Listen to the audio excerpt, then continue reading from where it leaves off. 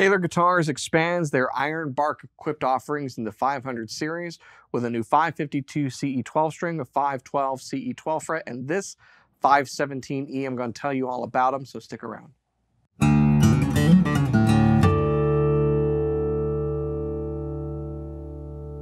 Hey, you're watching Alamo Music TV. My name is Chris McKee with Alamo Music in San Antonio, Texas, and you can find us online at alamomusic.com.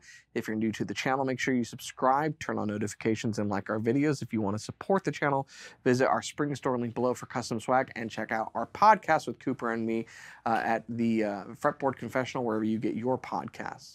So Taylor revamped the 500 series with a new urban tonewood, the Ironbark, that really kind of caught us all by surprise. It's a unique tonewood offering as far as for those of us in the States. I was told when we did that previous video on the 514 CE and 512 CE that some of our brethren in Australia were familiar with Ironbark. It's a fantastic tonewood. It's got a really cool aesthetic to it, but it's got a really nice sound. Now, if you haven't watched that video, go back and take a look at that where we really kind of go into depth on the tone profile. But very briefly, what I'll tell you is that it's a lot like East Indian rosewood on the tonal spectrum. Taylor describes it as being more muscular, and the way that I would interpret that when I've played the guitars is that there's a punchiness to the tonewood that hasn't typically been there when you compare it to as close as you can to a direct counterpart with East Indian rosewood. So it's got a lot of that bass, and it's got a lot of the treble. It's got that scooped mid-range. It doesn't quite have the same amount of overtones, but there are overtones there like rosewood has, and there's a punchiness. Like what they say, muscular. There's just kind of an aspect to the guitar where it punches up above its weight class, so to speak. It sounds like a bigger guitar. Now, what I've come to find with these new offerings is that's a little bit different depending upon the body shape that you're looking at. So let's start with the one that I've got in my lap. This is the new 517E. Now, you might be saying there's already a 517E.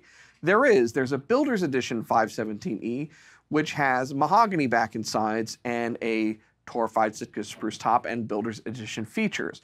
Now, as far as I know at this point, that guitar isn't going away. It is its own unique offering as a Builder's Edition in the lineup. This is the Grand Pacific body that really aligns with what else is going on throughout the broader 500 series.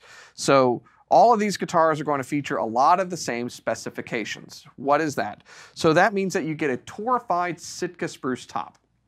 Now, if you're not familiar with torrefaction, it's basically a proprietary heat treatment process.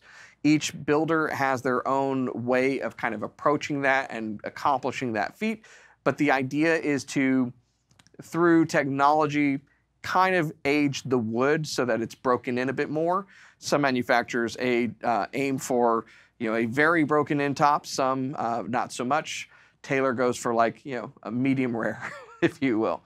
So it's torrefied, that makes it lighter and more responsive, also a little bit darker in appearance typically when it doesn't have a finish like an edge burst or anything on it. And that is paired with the Ironbark back and sides. Now, if I recall correctly, I think someone said, or maybe I said in my research, that it's a species of eucalyptus. And maybe I'm off on that if I'm misremembering. But it's a very cool non-native species to California that has just basically, like their other initiative, been in urban environments and was kind of cut down and used to just make mulch, kind of wasteful. It turns out it's a really good tone wood that's available. And Taylor's utilizing it on their guitars so that we can be responsible with the resources that are around us and available to us, rather than always having to ship some exotic wood that there's very few of all across the globe so that we can get a good sound. Turns out there's some really great sounding tone wood in our backyard sometimes, so literally speaking. The whole body is treated with a nice edge burst. It's bound in faux tortoiseshell with a faux tortoiseshell pickguard, which is good because I'd rather kill faux tortoises than real tortoises for my guitar. I don't know about you. Beautiful rosette, done in abalone with kind of an ivoroid binding. And then here's what's different. I'm going to grab one of these other guitars. The inlay on these is a little different. So the Grand Pacific, the 517, is using an inlay pattern called the Marquis, Whereas the 512 CE12 fret that I'm holding, yes, Manny, they finally made a 12 fret. So this one and its 12-string counterpart are using an inlay pattern called Ariel. It's done in Italian acrylic, that's right, with an accent. And of course, this has a slotted headstock. The 12th fret doesn't because, you know, that would be horrible. Actually, it might be fine. Let's not find out.